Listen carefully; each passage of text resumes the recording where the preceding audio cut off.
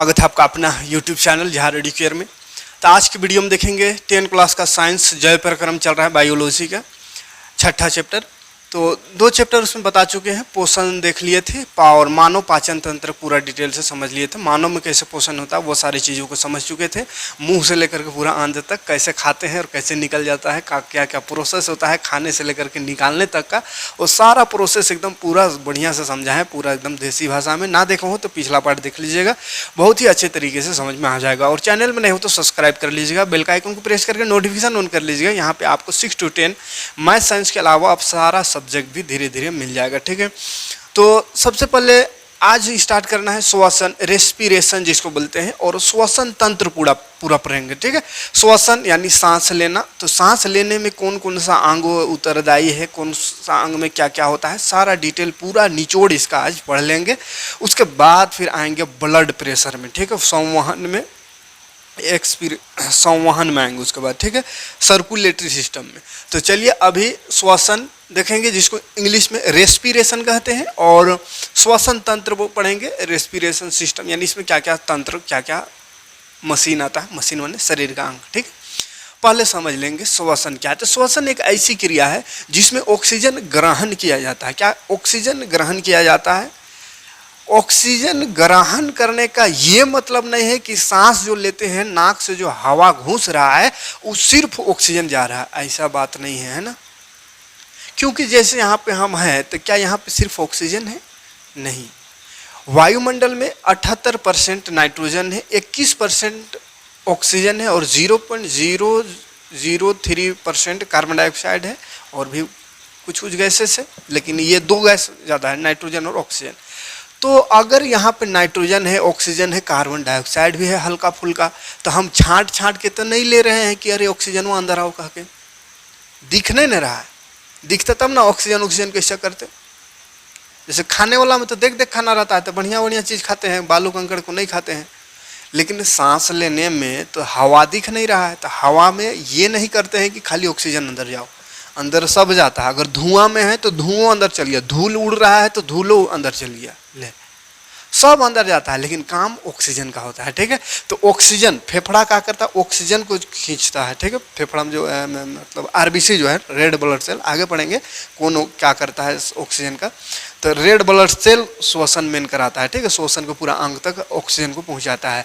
तो ऑक्सीजन, श्वसन में ऑक्सीजन काम आता है, बाकी बात जो गैस है वो सब निकल जाता है, जैसे लिए वैसे वो निकल जाता है, वो बाहर चला जाता है, लेकिन ज़रूरत ऑक्सीजन का होता है, ठीक है। भले जाता सब है लेकिन ज़रूरत ऑक्सीजन का होता है। तो श्वसन एक ऐसी क्रिया है जिसमें ऑक्सीजन ग्रहण किया जाता है, ऑक्सीजन ग्रहण कर लिए, उसके बाद वो जो ऑक्सीजन है वो ग्लूकोज, खाना खाए थे उसमें याद कीजिए ग्लूकोज हुआ था, पाचन हुआ था, कार्बोहाइड्रेट सब पच के ग्लूकोज बना था, ठीक है।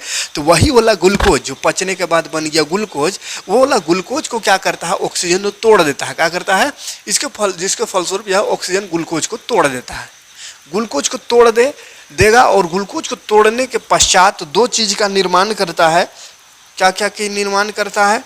कहाँ गया?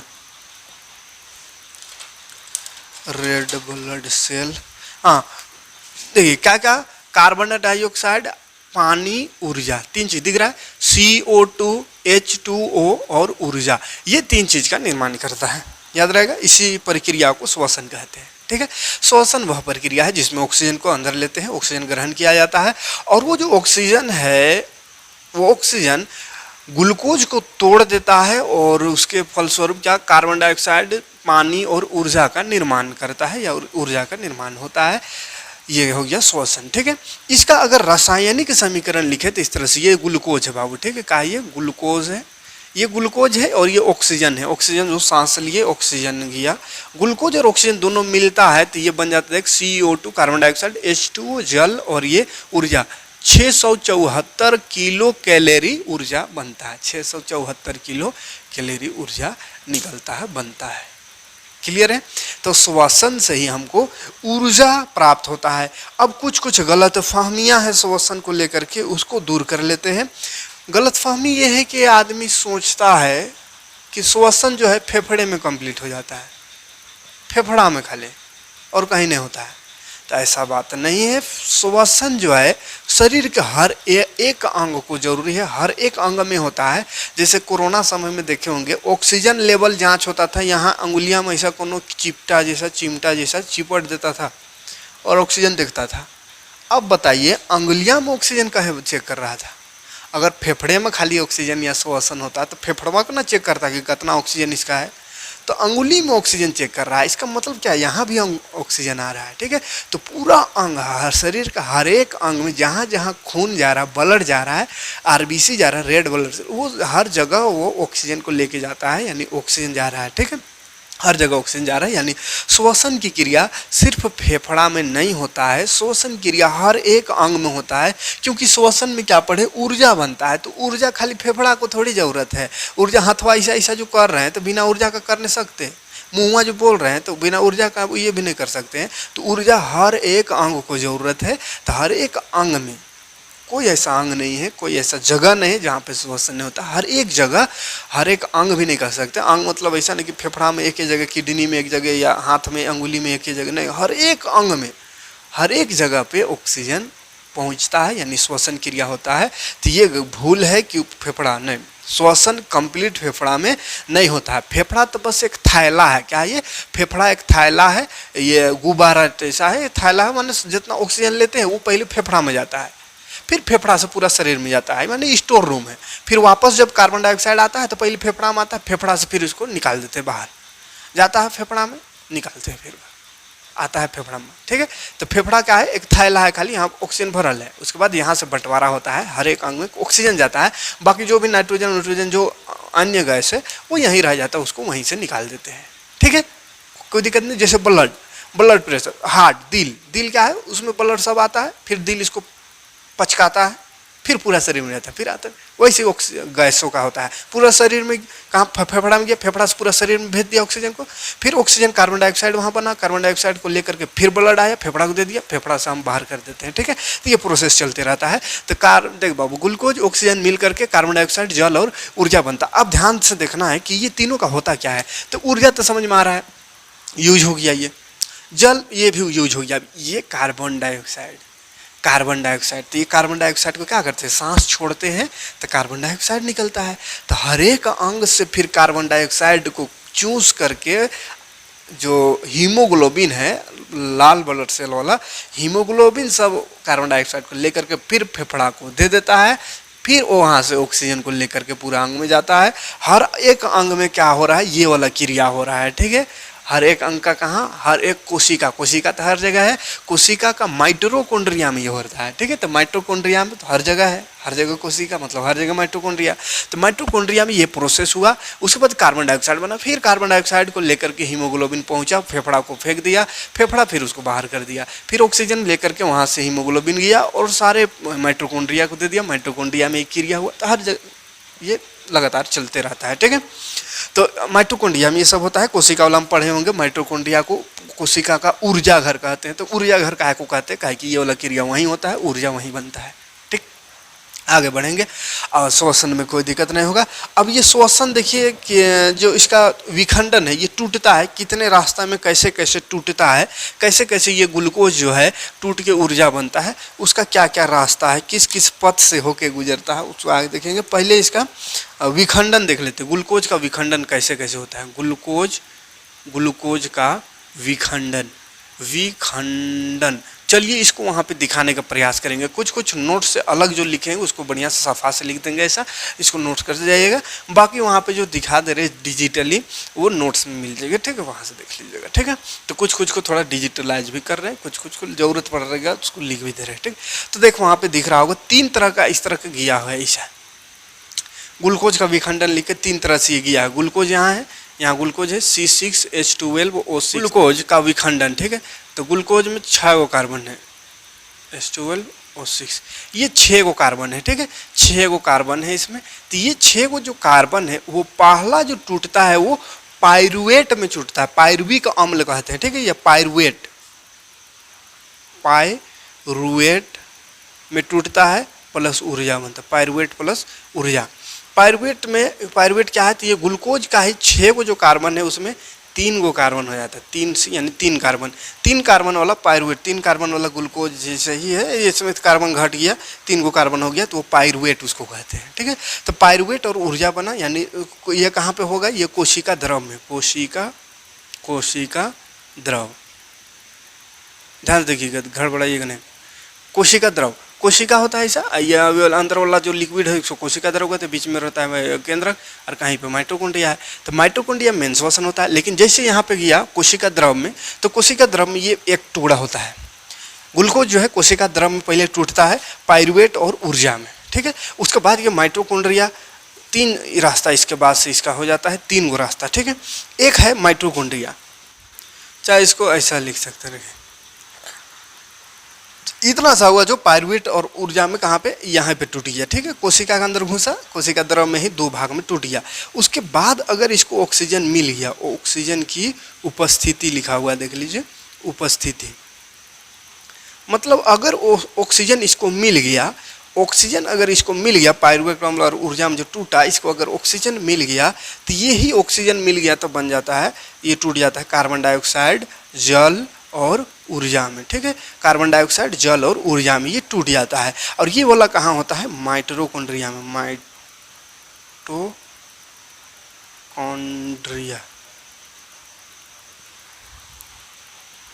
किसमें होता है, माइटोकॉन्ड्रिया में। ठीक है, माइटोकॉन्ड्रिया में कार्बन डाइऑक्साइड, जल और ऊर्जा बन जाता है।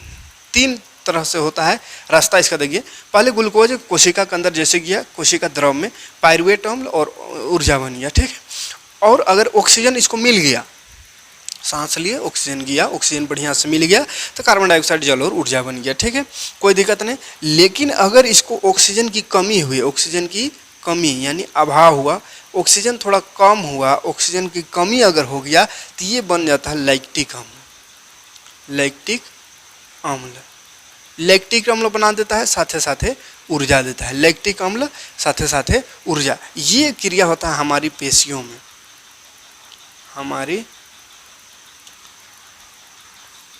पेशी कोशिका में, पेशी कोशिका में, मांसपेशी वाला में। ठीक है, और अगर ऑक्सीजन का अभाव हो गया, अभाव मतलब एकदम ऑक्सीजन नहीं मिला, ऑक्सीजन रहबे न करता, बिना ऑक्सीजन का अगर बन गया तो बन जाता है एथेनॉल। एथेनॉल और प्लस कार्बन डाइऑक्साइड प्लस ऊर्जा, और ये वाला होता है ईस्ट में, ईस्ट में। ध्यान से देखिए, वहां पे दिख रहा होगा। ठीक है, ग्लूकोज जो है कार्बन, 6 को कार्बन होता है, ग्लूकोज हो गया। कोशिका द्रव में जब ये ग्लूकोज जाता है तो ये बन जाता है पायरुवेट प्लस ऊर्जा। पायरुवेट मतलब ग्लूकोज का 3 गो कार्बन खत्म, 3 गो कार्बन रहेगा और ऊर्जा बन गया। ठीक है, उसके बाद ये 3 रास्ते से होकर जाता है, माने 3 चीज इसमें होता है, अलग अलग जगह, हमेशा यही तीनों नहीं होगा। देखिए, अगर इसको ऑक्सीजन मिल गया, जैसे हम लोग सांस ले रहे हैं तो ऑक्सीजन मिला, ऑक्सीजन मिला तो ये कार्बन डाइऑक्साइड, जल और ऊर्जा बन जाता है, जो कि माइटोकॉन्ड्रिया में हो रहा है, कोशिका के अंदर माइटोकॉन्ड्रिया है वहाँ पे हो रहा है। और अगर इसको ऑक्सीजन का अभाव हुआ, ऑक्सीजन की कमी हुआ तो ये लैक्टिक अम्ल और ऊर्जा बना देता है। यही पायरुवेट और ऊर्जा जो बना था, ये पायरुवेट फिर से टूट करके लैक्टिक अम्ल और ऊर्जा बन जाता है। कब, जब ऑक्सीजन का अभाव हुआ। अब ये कब होता है, इसको देखिए, ऑक्सीजन का अभाव कब होता है, ये दोनों हमारे शरीर में होता है। ठीक है, ये दोनों मानव में होता है, मानव में होता है, और ये दूसरा है, पहले मानव वाला समझिए। पहला तो ये एक ओरिजिनल वाला श्वसन जो है ग्लूकोज वाला, टूट करके कार्बन डाइऑक्साइड, पानी और ऊर्जा बन रहा है, तो ये माइटोकॉन्ड्रिया में होता है, ये ठीक ठाक है। ऑक्सीजन अगर मिल गया, मैंने सांस लिए, ऑक्सीजन गया, ये काम हो गया, है ना, ये ठीक है। कारण पहले लेकिन टूटा कब, ग्लूकोज के पायरुवेट अम्ल बनता था तब ये बनता है। ठीक है, लेकिन ये तो ठीक है, ये तो यहीं पर पढ़ लीजिए कि ग्लूकोज जो है कार्बन डाइऑक्साइड, पानी और ऊर्जा में टूट जाता है, कहाँ पे, माइटोकॉन्ड्रिया में पड़े, वही श्वसन मेन है। लेकिन अगर ऑक्सीजन कम हो जाता है, ऑक्सीजन की अभाव हो जाता है, यानी कि सांस तो हमेशा लेते हैं, लेकिन कैसे ऑक्सीजन का अभाव होगा, तो जैसे बहुत काम कर लिए, बहुत थक गए, बहुत कोड़ी चला लिए, कुदाली चला लिए, देहात में तो यही सब चलाएंगे ना, क्या करेंगे। जैसे अभी बरसात का दिन है, खूब कोड़िया ही किए, खूब कुबी उबी चाल ले कोड़े, है ना, तो क्या हो गया, दर और खींचे तो हाथ पर एकदम ऐठाने लगता है, ये ऐसा पूरा है, फिर ऐसा ऐसा करने लगते हैं, तो ये जो ऐठाने लगता है, तो वहीं पे देखिए बहुत ज़्यादा ऊर्जा खर्चा कर दिए, और जितना सांस ले रहे हैं तो वही रफ्तार से ना लेते हैं, कभी कभी देखिएगा थकिएगा, दौड़िएगा, जैसे दौड़ते हैं थक जाते हैं तो एकदम जोर जोर सांस लेते हैं, ऐसा करने लगते हैं। मतलब काहे इतना जोर जोर सांस लेते हैं? काहे कि उस समय ऊर्जा की ज़्यादा ज़रूरत है, काहे कि दौड़ के ऊर्जा खत्म कर लिए, है ना, काम करके ऊर्जा खत्म कर लिए। अब ऊर्जा कब बनता है? ऑक्सीजन में जाएगा तब ना ऊर्जा बनेगा। अब शरीर का ऊर्जा खत्म हो रहा है, एकदम स्पीड से दौड़ रहे हैं, स्पीड से खत्म हो रहा है, तो सांस तो जल्दी जल्दी लेना होगा तब ना ऑक्सीजन ऊर्जा का पूर्ति होगा। तो इसीलिए जब थक जाते हैं या दौड़ते हैं जिसमें मतलब थकावट होता है, ज़्यादा ऊर्जा खर्चा हो जाए तो एकदम जोर जोर से हाँफने लगते हैं, जोर जोर से सांस लेने लगते हैं, ताकि ऑक्सीजन जल्दी जल्दी घुसेगा, जल्दी जल्दी ऊर्जा बनेगा। ठीक है, लेकिन इसी दौरान कितना जोर सांस लीजिएगा, एकदम में बहुत ज़्यादा स्पीड तो नहीं ले सकिएगा। तो उससे एकदम ले रहे, जितना स्पीड हो सके ले रहे हैं, फिर भी कहीं कहीं पे क्या हो गया, ऊर्जा बहुत ज़रूरत है, तो तुरंत ऑक्सीजन जा रहा है, ऊर्जा बन रहा है, पूरा ऑक्सीजन जा रहा है, ऊर्जा बन रहा है, खपत हो जा रहा है। तो वैसे सिचुएशन में कभी कभी ऑक्सीजन का अभाव हो जाता है, मैंने ऑक्सीजन कम हो जाता है, तब क्या करता है ये पायरुवेट अम्ल कार्बन डाइऑक्साइड और ये सब में ना टूट करके लैक्टिक अम्ल बन जाता है और ऊर्जा बन जाता है। लैक्टिक अम्ल और ऊर्जा, माने लैक्टिक अम्ल बना और ऊर्जा हल्का फुल्का देगा और लैक्टिक अम्ल साथ साथ बना देता है। अभी लैक्टिक अम्ल है ना, यही वाला ऐंठाने लगता है पूरा शरीर, है ना, तो लैक्टिक अम्ल हाथ पैर में ज़्यादातर बनता है, पूरा हाथ पैर ये ऐसा झराते रहेगा। ठीक है, तो लैक्टिक अम्ल पूरा ऐंठन पैदा कर देता है शरीर में, क्या करता है, ऐंठन पर कर देता है, ऐंठन पैदा कर देता है। कब करता है? जब ऑक्सीजन की कमी हो जाता है, यानी बहुत थक उग गए, बहुत ऊर्जा लॉस हो गया और वो ऊर्जा का जो आपूर्ति माइटोकॉन्ड्रिया नहीं करने सका, माने जल्दी ऑक्सीजन उसको जितना मिल रहा है उतना को तो कर रहा है, लेकिन ये वाला लैक्टिक अम्ल माने पेशी कोशिका में, हाथ पैर में बहुत काम किए, थक गए, तो बहुत ज़्यादा उसमें ऊर्जा की ज़रूरत है, तो जो कि माइटोकॉन्ड्रिया पूर्ति ना कर पाए, तो क्या किया, कोशिका में ही यहीं पे मतलब लैक्टिक अम्ल और ऊर्जा बनने लगता है। ठीक है, ऊर्जा को पूर्ति करने के लिए, तो ऊर्जा हल्का फुल्का मिल जाता है, उसका मन मदद करता है, एक तरह से देखे तो माइटोकॉन्ड्रिया की मदद करता है कि चल तू ऊर्जा नहीं बनाने सक रहा, हम भी थोड़ा मदद कर देते हैं, लेकिन साथे साथे वो मुसीबतों दे देता है, लैक्टिक अम्ल बना देता है। ठीक है, और लैक्टिक अम्ल बड़ा दिक्कत है, पूरा शरीर एकदम अभी नहीं हो रहा वैसे। ठीक, और अगर ऑक्सीजन जमे नहीं ले, ऑक्सीजन बगैर ऑक्सीजन का, तो ये पायरुविक ऊर्जा जो है, पायरुवेट और ऊर्जा तो खत्म, पायरुवेट जो है अगर ऑक्सीजन ना मिले तो ये बन जाता है एथेनॉल, कार्बन डाइऑक्साइड और ऊर्जा। ठीक है, बिना ऑक्सीजन का, इसको बोलते हैं अनोक्सी श्वसन। ठीक है, जिसमें ऑक्सीजन की जरूरत नहीं पड़ता है, वैसे श्वसन को अनोक्सी श्वसन कहते हैं, और जिसमें ऑक्सीजन, ये दोनों में ऑक्सीजन की जरूरत है, जिसको ऑक्सी श्वसन कहते हैं। ठीक है, तो ये अनोक्सी श्वसन में होता है, ये पायरुवेट ऑक्सीजन का बिना ऑक्सीजन का रिएक्शन करके बिना ऑक्सीजन का श्वसन हो रहा है, जिसमें एथेनॉल बनता है, एथेनॉल मान दारू वाला, और CO2 और ऊर्जा। ठीक है, ये होता है ईस्ट कोशिका में। ईस्ट किण्वन विधि याद कीजिए, लुई पाश्चर बताया था दारू बनाने का ईस्ट से। ठीक है, तो ईस्ट कुछ सूक्ष्म जीव है, कोशिका है, एक कोशिकी सूक्ष्म जीव, तो वो उसमें जो श्वसन होता है वो ऑक्सीजन का अभाव, बिना ऑक्सीजन का होता है, तो उसमें एथेनॉल और CO2 और ऊर्जा बनता है, हड़िया दारू बनता है उससे। ठीक, कोई दिक्कत नहीं।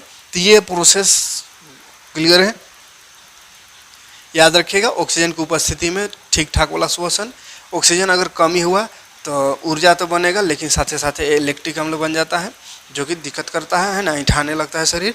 और जहाँ ऑक्सीजन नहीं मिले तो ये ईस्ट कोशिका में, ये इंसान में नहीं होता है, इंसान में बिना ऑक्सीजन का श्वसन नहीं होगा। ठीक है, ये ईस्ट में होता है, ये दोनों इंसान में होता है। ठीक, आगे बढ़ते हैं और वो देखेंगे कि दो तरह का श्वसन का जिक्र अभी जैसे कि इसको क्या बोले, ऑक्सी श्वसन, और ये दोनों को बोले अनऑक्सी श्वसन। ठीक है, तो थोड़ा सा ये दोनों में फर्क बता दे रहे हैं, यहीं पे दिखेगा तो दिखा देते हैं। चलिए, इसी को बोलते हैं ऑक्सी, अंग्रेजी में कहते हैं, और इसको अनऑक्सी। ठीक है, अनऑक्सी, ऑक्सी श्वसन और अनऑक्सी श्वसन। देखिए, अवायवीय श्वसन में क्या होगा, अवायु, अनऑक्सी, माने ऑक्सीजन नहीं रहेगा। ठीक है, तो ये ऑक्सीजन की अनुपस्थिति में होता है, और वायवीय श्वसन या ऑक्सी श्वसन मतलब ऑक्सीजन की उपस्थिति में होता है। ठीक है, पहला हो गया, अंतर लिखने को आता है तो क्या क्या लिखिएगा दिखा दे रहे हैं। ये क्या हो गया, ऑक्सीजन की उपस्थिति में, ये बिना ऑक्सीजन का। इसमें ग्लूकोज का पूर्ण उपचयन होता है, और कार्बन डाइऑक्साइड, पानी और ऊर्जा मुक्त होता है, कार्बन डाइऑक्साइड, पानी और ऊर्जा। और इसमें क्या होता है, इसमें ग्लूकोज का पूर्ण उपचयन नहीं होता है, पूरी तरह से ग्लूकोज नहीं टूटता है, इसमें बन जाता है लैक्टिक अम्ल, एथेनॉल और कार्बन डाइऑक्साइड, ऊर्जा। ठीक है, जैसे लैक्टिक अम्ल टूट करके कार्बोहाइड्रेट जो है टूट करके, ग्लूकोज जो है टूट करके और ऊर्जा देगा, लेकिन अवायवीय श्वसन में ग्लूकोज पूरी तरह से नहीं टूटता है, इसमें बन जाता है, क्या बनता है, एथेनॉल, लैक्टिक अम्ल और कार्बन डाइऑक्साइड, उसके बाद ऊर्जा। ठीक है, तो लैक्टिक अम्ल जहाँ बनता है आदमी के शरीर में ऐठन उठन देता है, एथेनॉल जो है ईस्ट सब में। ठीक है, और इसका एक यह जो है कोशिका द्रव और माइटोकॉन्ड्रिया दोनों में होता है। ये कहाँ कहाँ होता है?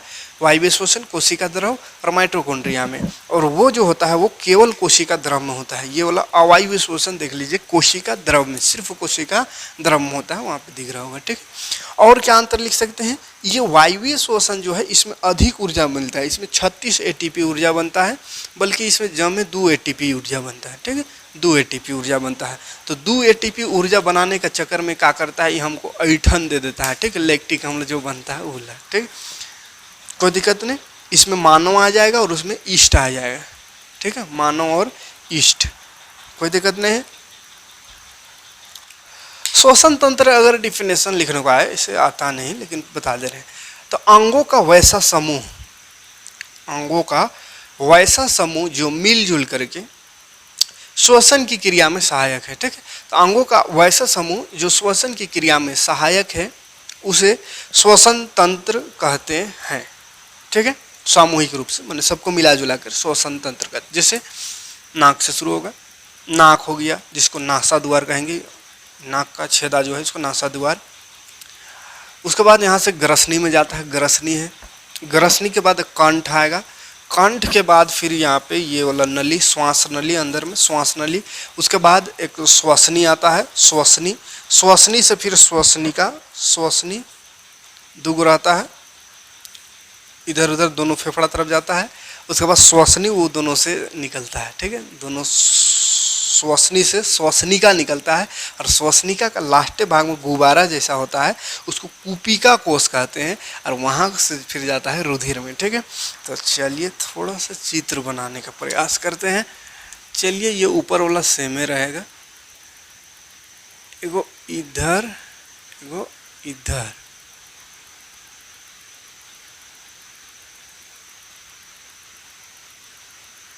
एगो बड़ एगो छोट रहता बाबू, है ना, लेकिन ऐते बड़ बना दिए इसको।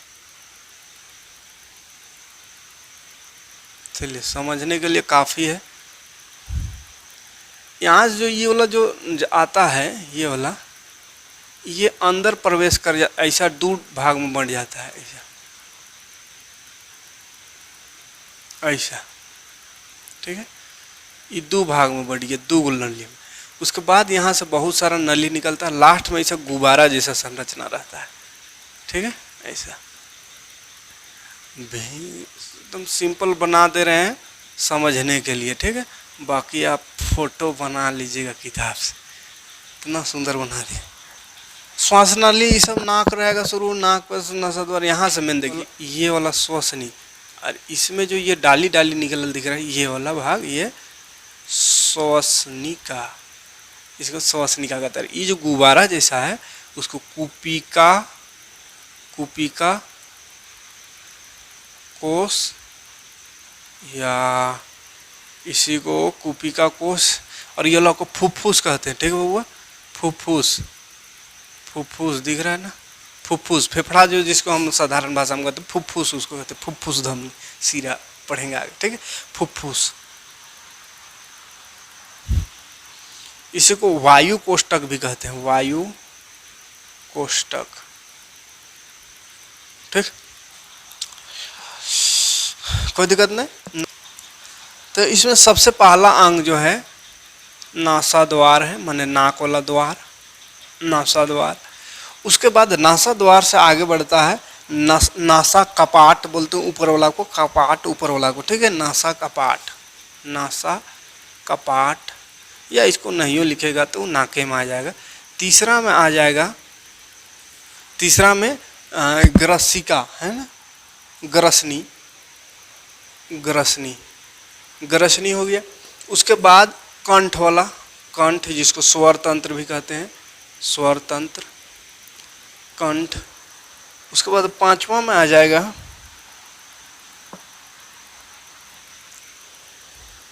श्वास नली। उसके बाद आ जाएगा श्वसनी, फिर आ जाएगा श्वसनिका, उसके बाद आ जाएगा कूपिका कोश या वायु कोष्ठक, वायु कोष्ठक, ठीक है। और फिर फुफ्फुस एक हो गया,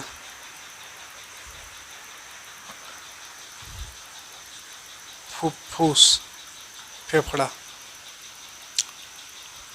चलिए समझते हैं सबका काम। ये नासा द्वार जो है नाक का अगला भाग है, ठीक है, जिससे ऑक्सीजन प्रवेश करता है, ठीक है। वायु जिससे क्या हुआ, प्रवेश किया है ना, वायु जिससे प्रवेश करता है, अंदर जाता है, ठीक है। और इसमें नाक के अंदर में बाल पाया जाता है, छोटे छोटे, है ना। तो बाल क्या करता है, जो धूल कण है उसको जाने से रोकता है, ठीक है। नासा का पार्ट वही नाके वाला भाग, ऊपर वाला भाग, तो वहाँ से पास हो रहा है, फिर ग्रसनी में ही है, ठीक है। तो नसिका का पार्ट, नसिका का पार्ट से जस्ट नीचे रहता है, और मुख गुहा जो था, मुख गुहा जो है, मुख गुहा से ऊपर होता है, ठीक है। मुख गुहा से ऊपर और नसिका का पार्ट से नीचे होता है, इसको ग्रसनी कहते हैं, ठीक है। ग्रसनी वाला भाग होता है। तो ये ग्रसनी वाला भाग में भोजन और ऑक्सीजन दोनों जाता है, याद रखिए। ग्रसनी वाला भाग में भोजन ऑक्सीजन जाता है, इधर फिर बाकी बात जो इधर जो है अंदर, अंदर में श्वसन ऑक्सीजन का अलग नली है यहाँ पे, और भोजन का अलग है। लेकिन यहाँ पे ग्रसनी में नाक और मुंह यानी हवा और मुंह में खाते जो है भोजन, वो दोनों एक ही में जाता है, ठीक है। और वही ग्रसनी के लास्ट ग्रासनी, ठीक है, इसमें भोजन और ऑक्सीजन दोनों जाता है, भोजन और ऑक्सीजन दोनों यहाँ से गुजरेगा। उसके बाद वहाँ पे 2 छेद होता है, ठीक है। कंठ वाला जो है स्वर तंत्र, ये जोड़ता है, कंठ जोड़ता है श्वास नली से, श्वास नली से कंठ जोड़ देता है। और ग्रसनी जो है, ग्रसनी खत्म होकर ग्रास नली से जुड़ता है, ग्रास नली, ये ग्रास नली से जोड़ता है, ठीक है। ग्रास नली यानी भोजन। तो यहाँ पे 2 छेद है, एक में भोजन जाता है, एक में ऑक्सीजन, माने 2 नली यहाँ से शुरू हो गया। ग्रसनी तक में भोजन और ऑक्सीजन दोनों साथे जाता है, ठीक है। भोजन ऑक्सीजन दोनों जाता है, सांस लिए तो ऑक्सीजन गया, भोजन किया तो भोजन गया। और यही वाला फिर बट जाता है, एगो में ऑक्सीजन, एगो में क्या चल गया, भोजन, ठीक है। ऐसे खुलता बंद ऐसा होता है, ठीक है। तो यही वाला कभी कभी सड़क जाते हैं, देखते हैं खाते हैं, उस समय उस पर नाक तरफ से भात निकलने लगता है। तब कब होता है, जब ये ऐसे खुलते बंद होता रहता है, मानो ऑक्सीजन वाला खुला, सांस ले रहे हैं तो ऑक्सीजन वाला खुल गया, भोजन कर रहे हैं तो भोजन वाला खुल गया, ऑक्सीजन वाला बंद, है ना। ऐसा होते रहता है हमेशा। अब कभी कभी बेध्यान होकर खा रहे हैं, दिमाग में कोई और चल रहा है ना, ये चल रही है, पूरा सोच रहे हैं, मजा आ गया था, पूरा सोच में उधर है और खा रहे हैं। अब दिमाग एक बार में एक वो काम करता है, या तो खाओ भैया या तो सोचो। अब सोचियो रहा एकदम पूरा उधर दिमाग लग गया, वो सोचने में, कहेगा इधर मजा आ रहा है खाने दो इसको, है ना। अब खाना गया, उसके बाद ये वाला जो बंद खुल रहा है, इसको दिमाग में न करवा रहा है, अब वो तो बिजी है कहीं किसी को सोचने में। अब क्या कर देता, कभी कभी ऑक्सीजन वाला को नहीं छेक करके यार भात खाए, और भतवे वाला छेक दिया और ऑक्सीजन वाला में चल गया, तो उसी समय सड़क जाते हैं ना, नकवा तरफ से भात निकल जाता है, ठीक है। तो सड़कते उस समय कहता है कोई याद कर रहा है, तो कोई याद नहीं करता है, खुदे किसी को याद कर रहा है तो सरकेगा, कोई दूसर का याद करने से नहीं सरकेगा, ठीक है। खुदे किसी को याद में पागल वह दिमाग चल गया है, तो यह नलीवा जो है इधर उधर हो जाएगा, भोजन की जगह ऑक्सीजन वाला में घुस जाएगा भोजन, तो फिर सरक जाता है, ठीक है। तो सरकने का समझिए कहा को सरकते हैं, यह ग्रास नली और कंठ वाला जो है वो जोड़ देता है श्वास नली से, श्वास नली से जो जोड़ता है उसको कंठ कहते हैं, और जो ग्रास नली यानी भोजन वाला से जुड़ता है उसको ग्रसनी कहते हैं, ठीक है। तो ग्रसनी में भोजन और ये दोनों जा रहा है, लेकिन ग्रसनी कंठ में गया, और कंठ जो है वो जुड़ गया श्वास नली से, यानी श्वास नली वाला कंठ वाला में ऑक्सीजन खाली गया, और ग्रसनी से ही ग्रास नली में जुड़ गया भोजन, भोजन ग्रास नली में चल गया, और ऑक्सीजन जो है कंठ से होता हुआ श्वास नली में चल गया, ठीक है। ये ऑक्सीजन कहाँ गया, ऑक्सीजन यहाँ से कंठ में गया, और कंठ से फिर गया, ये ऑक्सीजन का रास्ता है। लेकिन भोजन का रास्ता क्या है, ग्रसनी से ही बंट गया, ग्रसनी से वो ग्रास नली में चल गया, उसके बाद उधर आमाशय तरफ चल गया, ठीक है। तो यहाँ जो बंट रहा है उसके लिए 2 पाइप है, 2 छेद है, दोनों में ऐसा ऐसा खुलता बंद होते रहता है, ऑक्सीजन वाला का भोजन वाला। और यही दिमाग कहीं और रहे तो ऑक्सीजन वाला बंद होने की जगह में भोजन वाला बंद होकर ऑक्सीजन खुल जाता है, तो खाना उधर चल जाता है, इसलिए ऑक्सीजन वाला गया मैंने नाक तरफ से निकलेगा, है ना। और कंठ स्वर तंत्र में उसके बाद है, तो स्वर तंत्र क्या, ये वॉइस बॉक्स जिसको बोलते हैं, ठीक है। तो वहाँ से ऑक्सीजन जाता है, वॉइस बॉक्स का काम का है आवाज़, जिसको रॉक करके मतलब कि आवाज़ में निकलेगा, ठीक है। ये चलता है उसी से आवाज़, इसी के वाइब्रेशन से आवाज़ निकलता है, ठीक है। तो खैर आवाज़ अभी नहीं पढ़ रहे, हम अभी श्वसन पढ़ रहे। तो श्वसन यहाँ से जाएगा, ऑक्सीजन यहाँ गया, श्वास नली में गया, श्वास नली ये वाला श्वास नली में गया, श्वास नली से फिर ये दो रास्ता में बढ़ जाता है, ऐसा इधर इधर। तो ये दोनों जो रास्ता है इसको श्वसनी कहते हैं, ठीक है। श्वसनी में गया, श्वसनी द्वारा कहा गया फेफड़ा में प्रवेश कर गया, श्वसनी द्वारा कहा हो गया ये फेफड़ा यही बोला नहीं, तो फेफड़ा में प्रवेश, ठीक है, फुफ्फुस में, फेफड़ा में फुफ्फुस में प्रवेश कर गया ऑक्सीजन। श्वसनी से श्वसनिका में जाएगा, यानी यहाँ तक ऑक्सीजन आया, उसके बाद इधर उधर बटा जाएगा, तो इसको श्वसनी कहते हैं, श्वसनिका। तो ये श्वसनिका में चल गया, ठीक है, श्वसनिका में चल गया। उसके बाद फिर यहाँ से कुपिका कोष में जाता है, कुपिका कोष ये वाला, ये सब गुब्बारा जैसा जो है, ये कुपिका कोष में आ गया ऑक्सीजन, ठीक है। जो ऑक्सीजन है यानी ऑक्सीजन सिर्फ नहीं रहेगा, बाकी गैस भी, ठीक है। तो कुपिका कोष में गया, उसके बाद कुपिका कोष से फिर कहाँ चल जाता है, मेन चीज़ तो लिखे भी नहीं किया। कुपिका कोष से फिर चल जाता है ब्लड वेसल, रक्त वाहिका, ब्लड वेसल रक्त वाहिका, रक्त वाहिकाएं में चला जाता है, और रुधिर वाहिका या रक्त वाहिका, ब्लड वेसल जो नस बोलते हैं जिसको, है ना, वो नस में चल गया ब्लड वाला में, ठीक है। और ये फेफड़ा जो है इस सब को मिला जुला के फेफड़ा है, ठीक है। यहाँ से यहाँ तक सब मिला जुला के फेफड़ा है, ये सब क्या है, ये फेफड़े के अंदर ना है ये सब, ठीक है। तो फेफड़ा में यहीं पे प्रवेश कर गया फेफड़ा में, ठीक है। तो कुपिका कोष से सीधे जाएगा रक्त वाहिका, माने ये जो कुपिका कोष है बाबू, इस कुपिका कोष से नस जुड़ा है, ब्लड वाला, ब्लड वेसल, ब्लड जहाँ चल रहा है, नस जो है वो नस जुड़ा हुआ है, इस नस में ब्लड है, और ब्लड में आरबीसी जो है, रेड ब्लड सेल, उसमें लाल ब्लड सेल जो है, लाल रक्त कोशिका, उसमें क्या हीमोग्लोबिन होता है।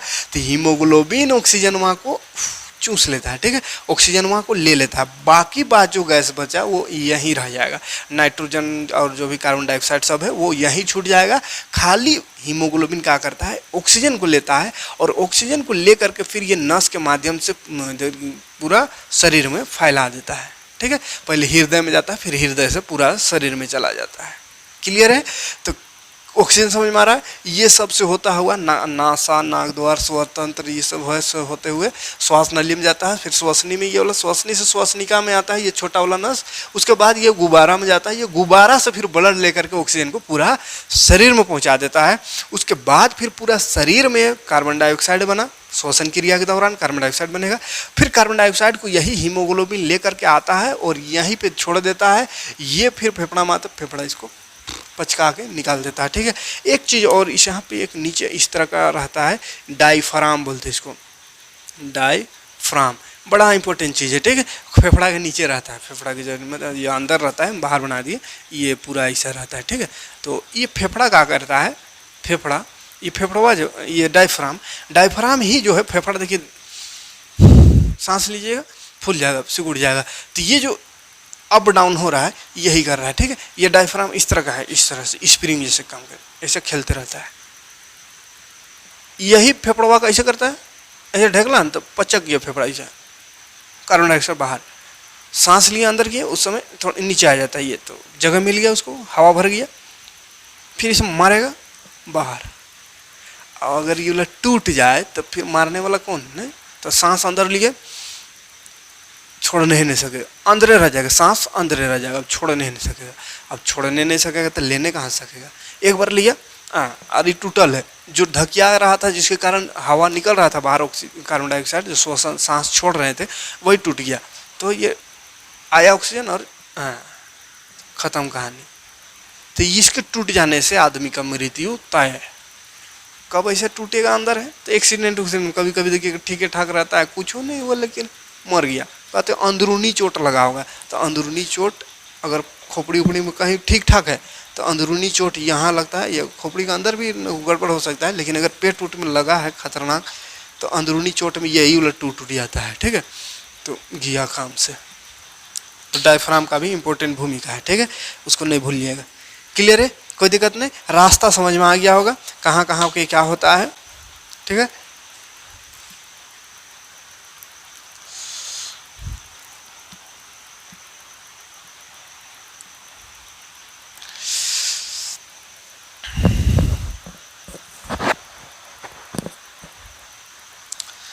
अब यहीं पे कुछ कुछ बीमारी होता है उसको भी जान लेते हैं, उसके बाद यहाँ से और कुछ कुछ बातें जो बोले उसका नोट्स दिखा देंगे, किस्सा खत्म हो जाएगा। श्वसन में यही चीज़ है। थोड़ी देखिए कुछ कुछ बीमारी जान लेते हैं। यही वाला कुपिका कोष जो है ना बाबू, ये गुब्बारा जैसा है, यही मेन है। ऑक्सीजन को यहीं से ब्लड लेकर के जा रहा है और कार्बन डाइऑक्साइड जो लेकर आ रहा है उसको कुपिका को ही दे रहा है, कुपिका फिर बाहर निकाल रहा है, ठीक है, कुपिका से। तो यहाँ पे जाम हो जाता है तो इसको निमोनिया कहते हैं। यही वाला अगर जाम हो गया, ये गुब्बारा जैसा जो कुपिका कोष है, वायु कोष्ठक है, यही वाला जाम हो जाता है तो सांस लेने में तकलीफ होने लगता है, जिस बीमारी को निमोनिया कहते हैं, ठीक है। और एक बीमारी होता है टीबी रोग, सुने होंगे। कुपिका कोष जो है वायु कोष्ठक, उसमें अगर छेद उद हो गया तो फिर दिक्कत हो जाता है। खांसते छींकते हैं तो छेद उद होवल है, तो खांसते छींकते हैं तो खांसना छींकना ये फेफड़े से जाता है, फेफड़ा प्रेशर मारता है, ठीक है। फेफड़े में जो बलगम सब जमा रहता है वो निकलता है, तो यहाँ छेद उद होवल रहता है, तो इसीलिए फेफड़ा का खून निकल जाता है ना। तो जो टीबी है उसमें देखते हैं खांसने से छींकने से खून उन खांसने से निकलने लगता है, ठीक। तो इसके कारण ये छेद हो जाता है, तो उसको क्या बोलते हैं, टीबी रोग। और दमा एक बीमारी होता है, फेफड़ा से संबंधित एक बीमारी दमा होता है। तो ये वाला भी इसमें क्या हो जाता है, अगर बलगम बहुत ज़्यादा जम गया, बलगम एल्विलियम में, तो उसको दमा कहते हैं, ठीक है। सन उम्मीद है समझ में आ गया होगा कैसे कैसे ऑक्सीजन पहुंचता है और माइटोकॉन्ड्रिया में कैसे क्रिया होता है, ये तो पहले ही दिखा दिए। जाता कैसा उसका रास्ता भी दिखा दिए। अब यहाँ से कुछ कुछ डिफिनेशन सब है, डिफिनेशन सब याद रखिएगा। एक चलिए ये छोटा छोटा 2-3 को डिफिनेशन, उसके बाद फिर एक बार जो कुपिका है, कुपिका के बाद ऑक्सीजन का क्या होता है, श्वसन कैसे होता है, उसको एक बार देखेंगे पूरा डिटेल से। कुपिका तक आ गया है, ठीक है। कुपिका से ब्लड वेसल द्वारा जाएगा, लेकिन कैसे जाता है, कैसे होता है क्रिया, उसको एक बार देख लेंगे। इसके बाद पहले यहाँ पे कुपिका तक आया तो यहाँ से हम और क्या क्या चीज़ समझ सकते हैं उसको देख लीजिए। एक श्वासोच्छ्वास समझिए, श्वासोच्छ्वास जिसको ब्रीदिंग कहते हैं, ब्रीदिंग। रेस्पिरेशन और ब्रीदिंग दोनों अलग बात है, ठीक है। रेस्पिरेशन में श्वसन का जो क्रिया होता है, कोशिका में जो ग्लूकोज टूट टाट के हमको क्या देता है, ऊर्जा देता है, तो वो सारा प्रोसेस जो है वो हो गया रेस्पिरेशन, श्वसन, है ना। लेकिन अगर श्वासोच्छ्वास का है, बड़ा भयानक नाम है हिंदी में, इंग्लिश में ब्रीदिंग समझ में आता होगा। सांस लेते रहता है, उसको बोलते ब्रीदिंग कर रहा है, ठीक है, ब्रीदिंग। तो ब्रीदिंग मतलब क्या होता है, सांस लेना छोड़ना, अंदर बाहर जो हवा को कर रहे हैं, ये वाला को बाहरे बाहरे अगर बोला जाए तो ये ब्रीदिंग है। लेकिन अंदर का जो जटिल क्रिया हो रहा है, यहाँ से यहाँ आ रहा है, यहाँ से ब्लड लेकर जा रहा है, वहाँ ऊर्जा बन रहा है, तो ये सारा प्रोसेस को देखा जाए तो उसको श्वसन कहेंगे। लेकिन बाहर अंदर जो हमको पता चलता है, लिए छोड़, तो ये जो अंदर बाहर हो रहा है, इसी को सांस अंदर लेना बाहर कर छोड़ना, इस प्रक्रिया को ब्रीदिंग कहते हैं, श्वासोच्छ्वास, ठीक है। माने ऐसा ऐसा कर हो गया। अंतः श्वसन क्या है, अंत अंदर ले रहे हैं, ऐसा अंदर ले रहे हैं तो उसको अंतःश्वास यानी इंस्पिरेशन, अंदर कर रहे थे इंस्पिरेशन। और उच्छ्वास क्या है, तो छोड़ रहे हैं, ठीक है, बाहर छोड़ रहे थे, एक्सपिरेशन, उच्छ्वसन, ठीक है। अच्छा, अंतःश्वसन में अंदर ले रहे हैं, तो इसमें भी आप ध्यान से देखिए, बड़ा इंपॉर्टेंट चीज़। ऑक्सीजन 21% जा रहा है, काहे को वायुमंडल में ऑक्सीजन 21% है तो वही जा रहा है। कार्बन डाइऑक्साइड 0.03% है तो जाएगा। नाइट्रोजन में 78% नाइट्रोजन है तो नाइट्रोजन जाएगा 78%। छाँट के हम थोड़ी कहेंगे ऑक्सीजन खाली घूस, कार्बन डाइऑक्साइड ना, नाइट्रोजन ना, दिख बन करता है, कैसे छाँटेंगे, ये चल गया ना। काहे को वायुमंडल में इतना परसेंट है तो उतना परसेंट ही वो अंदर गया। अंदर जाने के बाद बाहर जो निकलता है वो देखिए, ऑक्सीजन गया था देखिए 21%, लेकिन बाहर निकलता है 17%।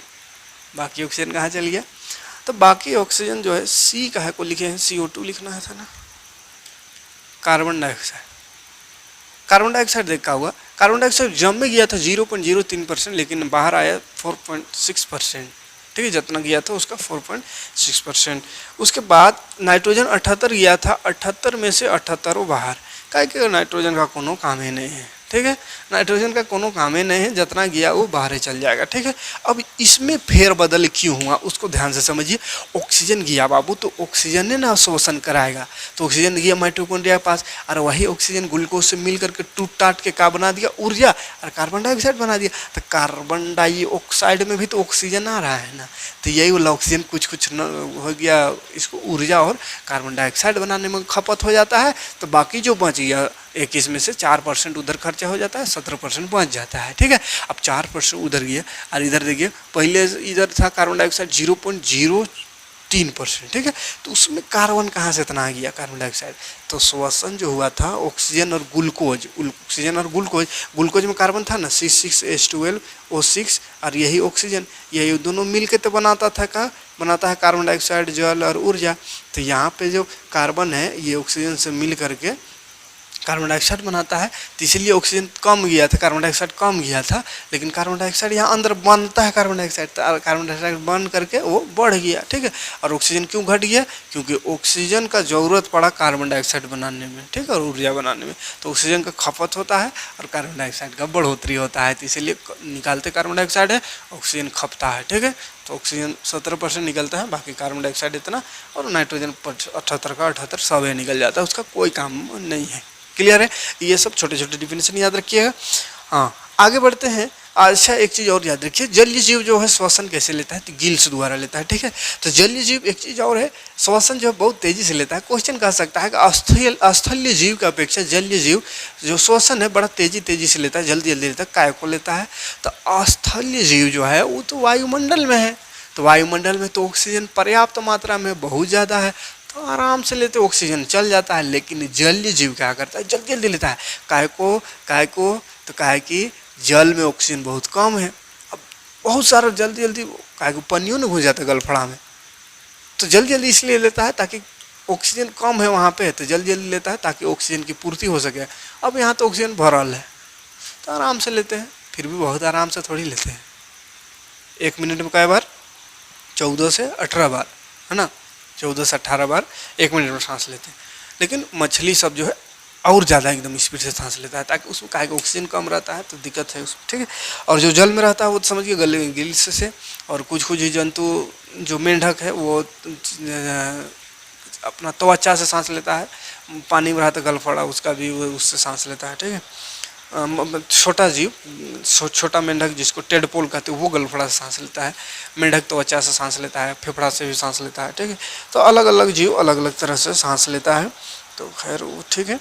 बाकी यहाँ तो कोई दिक्कत नहीं होगा। तो अब थोड़ा सा हम देख लेते हैं कि ये जो वायु कोश है, वायु कोष्ठक, इससे ब्लड में जो श्वसन क्रिया हो रहा है, ब्लड लेकर जा रहा है, तो कैसा लेके जा रहा है और कैसा लेकर आ रहा है, वो प्रोसेस को थोड़ा सा समझते हैं। उसके बाद ये श्वसन की क्रिया खत्म होगा, एक बार रिवीजन करा देंगे, ठीक है। कुपिका से गया रक्त वाहिका। अब रक्त वाहिका में ब्लड है, ठीक है। रक्त वाहिका में क्या है, ब्लड है। तो ब्लड में आरबीसी ब्लड है, आरबीसी रेड ब्लड सेल। तो ये जो ऑक्सीजन है वो आरबीसी रेड ब्लड सेल में जो उपस्थित हीमोग्लोबिन है, तो वो हीमोग्लोबिन है ना, आरबीसी में हीमोग्लोबिन रहता है लाल ब्लड सेल में, तो ये तो पता होगा। तो ये हीमोग्लोबिन से मिल करके O2HB हीमोग्लोबिन को HB लिख शॉर्ट में, ठीक है। तो ऑक्सीकृत हीमोग्लोबिन बना देता है, ऑक्सी हीमोग्लोबिन, ठीक है।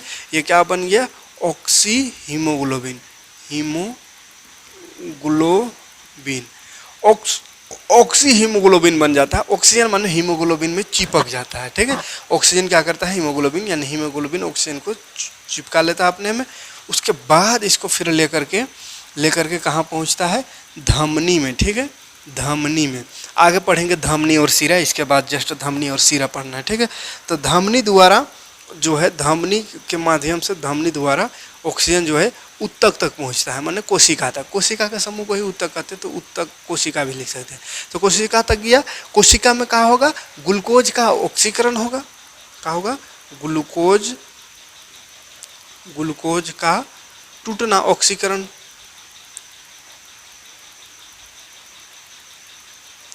ग्लूकोज का ऑक्सीकरण होता है, ठीक है। यहाँ से ग्लूकोज का ऑक्सीकरण हुआ, इधर आ रहा है ग्लूकोज का ऑक्सीजन, यानी कोशिका के अंदर जो है माइटोकॉन्ड्रिया में ग्लूकोज का तोड़फोड़ हुआ, पूरा तोड़फोड़ होकर के क्या बन गया, कार्बन डाइऑक्साइड, ऊर्जा। तो कार्बन डाइऑक्साइड अबर बना, ठीक है।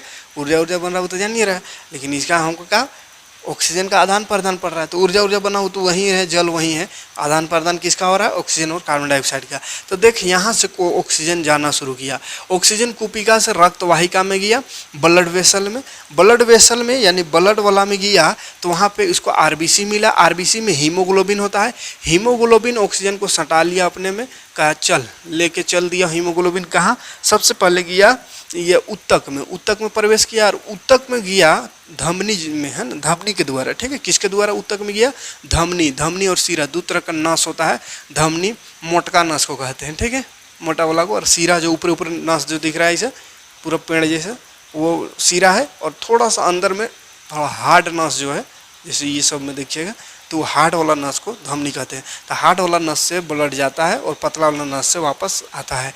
तो जा रहा है तो धमनी द्वारा जाता है, धमनी से जा करके कहाँ गया, उत्तक में गया। तो उत्तक में ग्लूकोज का ऑक्सीकरण हो गया, टूट फूट हुआ, और उसमें बन गया कार्बन डाइऑक्साइड, और साथ ही साथ ऊर्जा जल। तो ऊर्जा जल तो वहीं रह गया, लेकिन कार्बन डाइऑक्साइड को फिर वापस आना है। तो कार्बन डाइऑक्साइड फिर वापस आता है सीरा से, ठीक है। किससे आता है,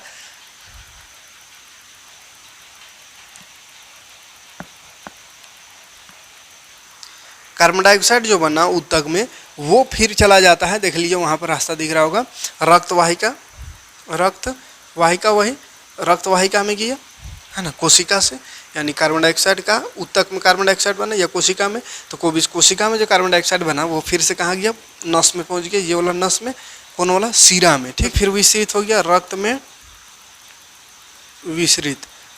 विसरित माने कि यहाँ पे कार्बन डाइऑक्साइड जो है CO2 और हीमोग्लोबिन मिल जाता है, तो ये इसको बोलते हैं कार्बोक्सी हीमोग्लोबिन, ठीक है। तो कार्बोक्सी हीमोग्लोबिन यानी कार्बन डाइऑक्साइड हीमोग्लोबिन में मिल गया, ब्लड में मिल गया।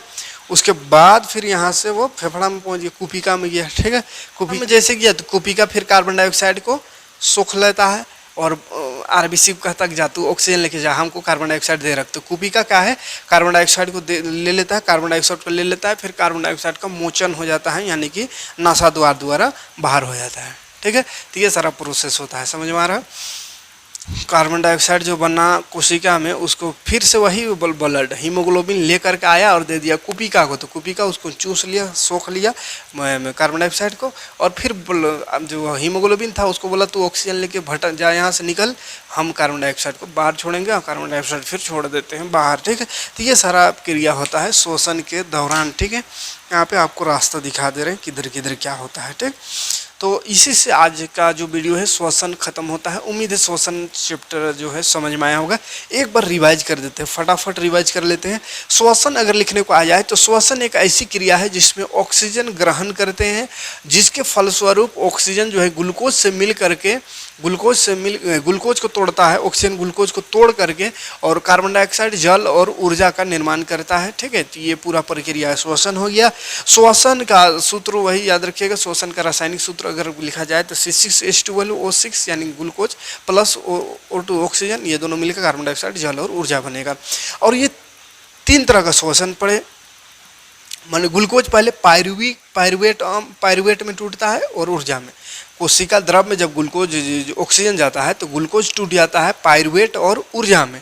तो ऊर्जा का मतलब पायरुवेट जो टूटा 3 कार्बन वाला पायरुवेट, वो पायरुवेट अगर माइटोकॉन्ड्रिया में गया, माइटोकॉन्ड्रिया में अगर ऑक्सीजन उसको मिल गया माइटोकॉन्ड्रिया में, तो माइटोकॉन्ड्रिया में टूटता है तो कार्बन डाइऑक्साइड जल और ऊर्जा बनाता है, जो कि 36 ATP बनता है उसमें, ठीक है। माइटोकॉन्ड्रिया में 36 ATP बनता है जब ऑक्सीजन मिला तो। और ऑक्सीजन की कमी अगर हो गया तो पेशी कोशिका जो है, मांसपेशी वाला पेशी कोशिका, उसमें टूट जाता है, उसी जगह टूट जाता है, कोशिका के अंदर माइटोकॉन्ड्रिया में नहीं जाता है, कोशिका द्रव में ही टूट जाता है।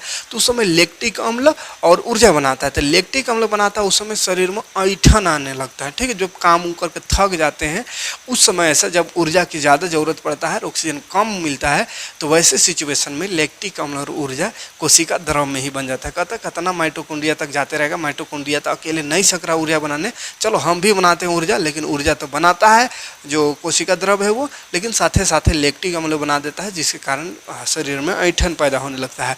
और अगर एकदम ऑक्सीजन ना मिले, बिना ऑक्सीजन का जहाँ पे ऑक्सीजन होता है उसको अनोक्सी श्वसन भी कहे हैं। वो कहाँ होता है, ईस्ट में होता है। तो उसमें एथेनॉल बनता है और साथ ही साथ कार्बन डाइऑक्साइड और ऊर्जा बनता है, ठीक है। तो 2 तरह का श्वसन, वायवीय श्वसन और अवायवीय, जिसमें वायु की आवश्यकता होता है, ऑक्सीजन की आवश्यकता है उसको ऑक्सी श्वसन, जिसमें ऑक्सीजन की आवश्यकता नहीं होता है उसको अनऑक्सी श्वसन। ऑक्सी श्वसन में क्या होता है, ग्लूकोज जो है पूरी तरह से टूट जाता है और कार्बन डाइऑक्साइड जल और ऊर्जा बनाता है। अनऑक्सी श्वसन में ग्लूकोज पूरी तरह से नहीं टूटता है, इसमें लैक्टिक अम्ल, एथेनॉल और वही एथेनॉल, कार्बन डाइऑक्साइड, ऊर्जा, ये सब बनता है, ठीक है। और अनोक्सी श्वसन ईस्ट में होता है, ऑक्सी श्वसन इंसान में होता है, ठीक है। और वायवीय श्वसन जो है दो जगह होता है, माइटोकॉन्ड्रिया और कोशिका द्रव में। ऑक्सीजन का कमी अगर हुआ तो कोशिका द्रव में बन जाता है, और जो अवायवीय श्वसन है वो सिर्फ कोशिका द्रव में होता है, ठीक। उसको मानव श्वसन तंत्र देखें कि नाक से लेकर के फेफड़ा में किस तरह से वायु जाता है, फिर कुपिका कोष से फिर कैसे ब्लड द्वारा पूरा शरीर में जाता है, पूरा शरीर से फिर कैसे वापस आता है कार्बन डाइऑक्साइड, वो भी समझिए, है ना। और छोटे छोटे डिफिनेशन इधर देखे थे, अंतः श्वसन एक दूसरे श्वासोश्वास यानी ब्रीदिंग यानी सांस लेना छोड़ना श्वासोश्वास कहलाता है। उच्छ्वसन जिसको सांस को अंदर लेना उच्छ्वसन कहते हैं, बाहर छोड़ना उच्छ्वसन कहलाता है। और अंतः श्वसन यानी सांस को अंदर लेना अंतः श्वसन कहलाता है, ठीक है। और फिर कोई दिक्कत नहीं है। तो ये सब बात जितना भी ऑक्सीजन श्वसन से संबंधित जो भी महत्वपूर्ण जानकारी थी वो आपके साथ साझा करने के प्रयास करें। उम्मीद है समझ में आया होगा। समझ में आए तो लाइक और कमेंट जरूर करिए, वो वीडियो को ज़्यादा से ज़्यादा लोगों तक शेयर करें ताकि हम ज़्यादा से ज़्यादा वीडियो आपको प्रोवाइड कर सकें। उधर थोड़ा सा लाइट की प्रॉब्लम थी, पानी बहुत ज़्यादा आ रहा था 2-3 दिन से।